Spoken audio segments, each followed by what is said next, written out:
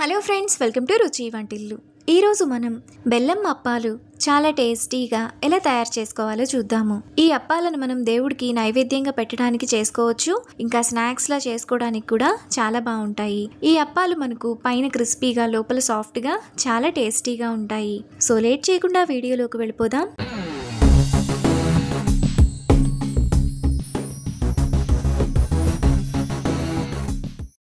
ముందుగా బెల్లం అప్పాలు చేసుకోవడానికి స్టవ్ మీద ప్యాన్ పెట్టుకొని అందులో 1 కప్పు తరిగిన బెల్లాన్ని వేసుకోవాలి.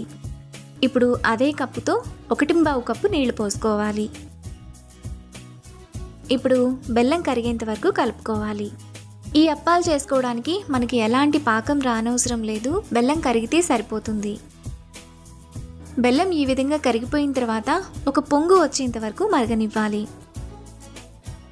బెల్లం నీళ్లు ఈ విధంగా మరుగుతున్నప్పుడు అందులో 1/2 టీ స్పూన్ యాలకుల పొడి, 2 టీ స్పూన్ల నెయ్యి,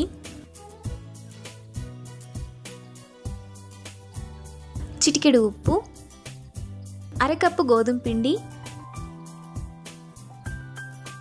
1/2 కప్పు బియ్యం పిండి వేసుకొని ఉండలు లేకుండా బాగా కలుపుకోవాలి. బెల్లాన్ని ఏ కప్పుతో తీసుకున్నామో అదే కప్పుతో గోధుమ పిండి బియ్యం పిండిని తీసుకోవాలి. పిండిని ఈ విధంగా కలుపుకున్న తర్వాత స్టవ్ ఆఫ్ చేసుకొని గోరువెచ్చగా అయ్యేంత వరకు చల్లారనివ్వాలి. పిండి మనకు గోరువెచ్చగా అయిన తర్వాత చేతికి కొద్దిగా నెయ్యి రాసుకొని పిండిని ఒక 2-3 నిమిషాల పాటు బాగా కలుపుకోవాలి. పిండిని బాగా కలుపుకుంటేనే అప్పాలు బాగా వస్తాయి. పిండిని ఈ విధంగా బాగా కలుపుకున్న తర్వాత కొద్దిగా పిండిని తీసుకొని ఇక్కడ చూపిస్తున్నట్టు చిన్న చిన్న అప్పాలుగా చేసుకోవాలి. మిగతా పిండిని కూడా ఇదే విధంగా అప్పాలు చేసుకొని పక్కన పెట్టుకోవాలి.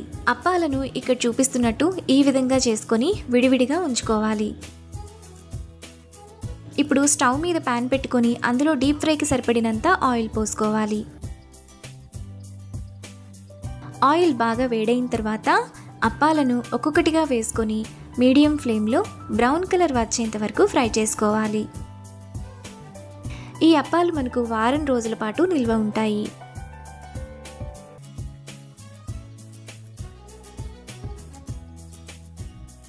అప్పాలు ఇలా బ్రౌన్ కలర్ రాగానే గరిటెతో ఇలా లైట్గా ప్రెస్ చేసి ప్లేట్లోకి తీసుకోవాలి. మిగతా అప్పాలను కూడా ఇదే విధంగా ఫ్రై చేసుకొని ప్లేట్లోకి తీసుకోవాలి.